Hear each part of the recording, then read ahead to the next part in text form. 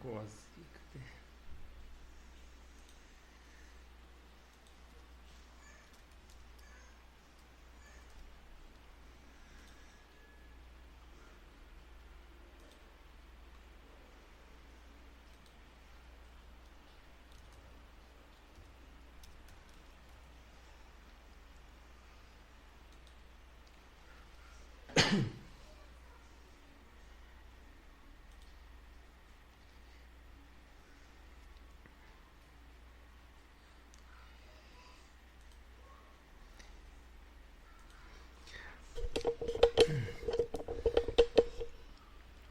Olá, mais uma edição de Conversas com Binder. Hoje o tema vai ser quadrinovel. Olá, mais uma edição de Conversas com Binder e nesta edição nós vamos falar sobre quadrinhos com o ator Felipe Fogose. Para quem não lembra, Felipe Fogose surgiu na Globo no começo da década de 90, 93 mais ou menos, na novela Olho no Olho, uma novela das 7, ele era o Aleph, a novela tinha poderes paranormais na ocasião, uma novela tinha um elenco jovem, bastante grande, assim, e se não me falha a memória, é do Antônio Calmon, que também é autor de Vamp e também é escritor de Top Model, então é uma época ali dessas novelas com um público mais adolescente, jovem, e que apareceu. O Felipe Fogose iniciou na Globo, tem carreira também na Record, em novelas e tal, e eu não sabia realmente desse trabalho dele, que já não é tão novo, o trabalho dele como quadrinista. E ele vai contar pra gente o que é esse trabalho. Ele inclusive vai estar lançando em São Paulo, agora em dezembro, uma obra, uma série de histórias em quadrinhos, HQs, agora nessa semana, em dezembro. Já não é a primeira, tá? Já lançou Aurora em 2015, depois lançou Comunhão em 2017, Um Dia em 2018 e o Caos em 2019. E agora ele vai lançar mais a história de Ton Rocco, um lutador brasileiro de jiu-jitsu que vai para os Estados Unidos em busca do seu próprio caminho. E o Felipe tem uma ligação bastante forte com o esporte também. Queria primeiro agradecer ao Felipe por ter topado participar aqui do Conversas com Binder. É uma honra para mim recebê-lo aqui. Olá, Binder. Tudo bem? É um prazer. Eu que agradeço o convite. Um grande abraço para todos os teus ouvintes aí. É muito bacana estar com você. Legal, então, Felipe, para os mais jovens aqui que acompanham a gente, queria que você contasse um pouco da sua carreira. Como é que você chegou na televisão? Quando começou tudo? Então, eu comecei, na verdade, fazendo teatro com 15 anos aqui em São Paulo. Eu sou da capital. E durante, vamos dizer, esse tempo que eu estava estudando, né, eu comecei a fazer vários comerciais. Tinha uma época que eu tinha 2 ou 3 comerciais no mesmo intervalo, né? E isso fez com que, quando a Globo, em 92, estava procurando atores de São Paulo para participar de uma minissérie que se passava aqui chamada Sex Appeal, eles, né, foram em várias agências procurando, né, atores com sotaque de São Paulo, né, atores jovens com cara de São Paulo, e eu acabei fazendo o teste.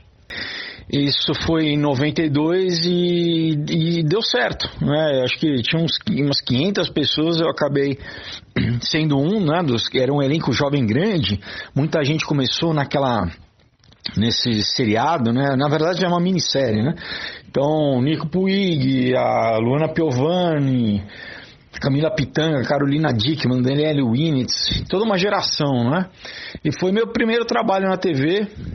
Eu fazia um personagem chamado Júlio, era um drogado, né? Um personagem muito bacana, um desafio para mim ter feito, na verdade, e foi o que abriu as portas, né? Depois dessa minissérie, me convidaram para fazer a novela Olho no Olho, né, que você citou, que aí já foi vamos dizer, uma explosão popular, né, porque o seriado, a minissérie, passava mais tarde, né?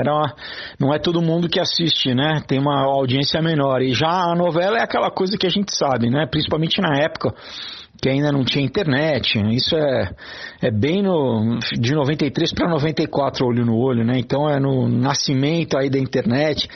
Então era uma audiência muito grande. Realmente foi eu tive eu brinco que essa experiência de bitomania, né, de 15 minutos assim de uma exposição muito, muito grande, né, e o importante, claro, né, assim, me apresentou para toda uma geração, né, que até hoje lembra, mas que fez com que eu pudesse, né, começar a trabalhar constantemente, né? Então, desde então eu tenho trabalhado, enfim, tanto na TV, no teatro, né? Eu sempre procuro fazer bastante teatro também, e em cinema, né? Então foi a olho no olho, apesar de não ter sido a minha estreia, vamos dizer que é o trabalho que me projetou, né? Bastante. Bem lembrado, Felipe, uma geração de atores que surgiram ali, até esqueci de citar, né? Sex Appeal veio um pouco antes, como você falou, uma minissérie que falava sobre o universo do mundo da moda, né? E era bem aquele começo, digamos, naquela época, se tivesse o Instagram, naquela época, o pessoal todo que estava naquela série seria o pessoal que estava em alta, seriam os influenciadores, assim, os jovens influenciadores, né? Que naquela época não existiam, então era muito mais os modelos as modelos e modelos que eram os influenciadores daquela época ali, né? Começo da década de 90 até começo de 2000 era por aí. Hoje eu faço um comparativo, você consegue traçar dessa forma. Mas aí o HQ, onde que entrou na tua vida, né, o desenho e tal, já fazia parte do teu dia a dia, isso? Então, na verdade, eu trabalho hoje em dia com aquilo que eu gostava de fazer quando era criança, que era, né, ver filme, era desenhar, ler revista em quadrinho. E eu já nessa época, né, como eu disse para você, eu estava jovem ainda, começando na TV, eu já gostava muito de cinema, né? Meu primeiro emprego com 14 anos foi numa locadora de vídeo, exatamente para eu poder ver filme, né, de graça, o dia inteiro ficar vendo filme. Então depois acabei fazendo faculdade de cinema, né, quando eu já trabalhava como ator, cheguei a morar fora nos Estados Unidos 2 anos, né, estudando na UCLA roteiro. E quando eu voltei para o Brasil, isso foi final de 2003, eu comecei a escrever vários roteiros, né? Eu já escrevia e comecei a escrever mais, só que é aquela coisa, né? O cinema no Brasil é difícil de fazer, né? Hoje a gente ainda tem, né, tá vivendo uma época boa, né? Tirando esse ano, que é pela questão da pandemia, mas enfim, cinema é muito caro, né? Então eu acabei adaptando esses roteiros que eu escrevia para quadrinho, que é uma coisa que eu sempre gostei desde criança, e é uma forma que eu encontrei de dividir as minhas histórias com o público, né? Porque escrever e deixar guardado na gaveta não tem graça. O que a gente quer exatamente é dividir, né? Mostrar para as pessoas. Então, desde 2015, quando eu lancei a minha primeira história chamada Aurora, que é uma ficção científica, né? E desde então eu tenho trabalhado, tentado lançar um por ano, né? Esse ano eu estou lançando o Knock Me Out, que é o 5º.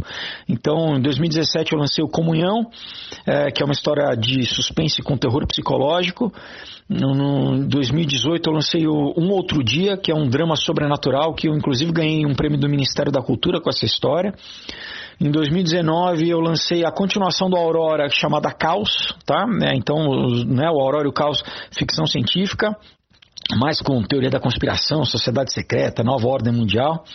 E esse ano o lançamento é o Knock Me Out, que é essa história que eu exatamente conto um pouco da minha experiência de ter morado fora. Claro que não é biográfico, nada disso, autobiográfico, mas eu coloco um pouco na história esse personagem que hoje em dia, né, muitos brasileiros têm essa experiência de estar morando fora e de se sentir estrangeiro, né, num país, além de homenagear os filmes dos anos 80 que eu cresci vendo, como Rock, né, Karate Kid, aproveitando também, né, hoje muita gente nova vendo o Cobra Kai, por exemplo, né, assim, se ligando novamente a essa questão das artes marciais.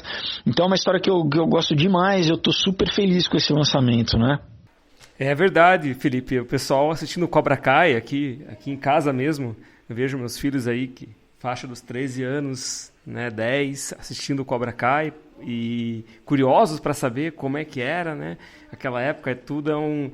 E até eu fiz um podcast um tempo atrás falando sobre esse momento dos filmes jovens dos anos 80, que tem tudo a ver com essa temática mesmo e como atrai, né, a atenção do público, eles querem assistir. Tem várias séries que hoje também, até a Netflix, a gente tem lá o Stranger Things também, que trabalha com essa época ali, anos 80, eles vivem nos anos 80, se passa nessa época, então causa a curiosidade para saber como é que era, como a gente se comunicava, até como você falou no início da conversa, que era muito diferente a forma que as coisas chegavam, esses minutos de fama, como aconteciam, então não tinha internet, essa agilidade que tem hoje, e as coisas pareciam que duravam um pouco mais, tanto é que hoje você consegue voltar e falar sobre aqueles assuntos lá da década de 80 e ter uma certa relevância ainda. Então é muito legal esse teu trabalho, mas eu queria saber mais, assim, como é que é a tua ligação com o esporte, né? Já que você fala de jiu-jitsu ali, nesse teu último trabalho e tal, do HQ, e você teve sempre uma ligação com o esporte. Como é que foi isso? Na verdade, o termo que eles falam lá é graphic novel, né? Que é um termo mais chique para falar, é um quadrinho adulto, né? Porque às vezes quando a gente fala quadrinho, o pessoal pensa em gibi, né? Ah, é a Turma da Mônica, é o Tio Patinhas, né? Então, não é um gibi infantil, né? É uma mídia como uma outra mídia, mas são histórias adultas. Eu, inclusive, falo pro pessoal, olha, você lê como se estivesse vendo um filme, né? Todos têm mais de 100 páginas, a forma, né? A narrativa da história é igual cinema.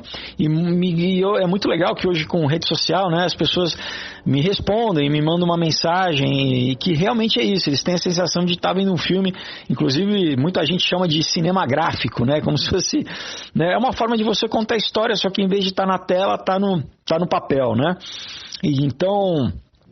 O Knock Me Out, né, essa história é exatamente um drama, né, um drama romântico do o Tom Rocco, que é esse personagem brasileiro, um lutador de jiu-jitsu que mora na Califórnia, né?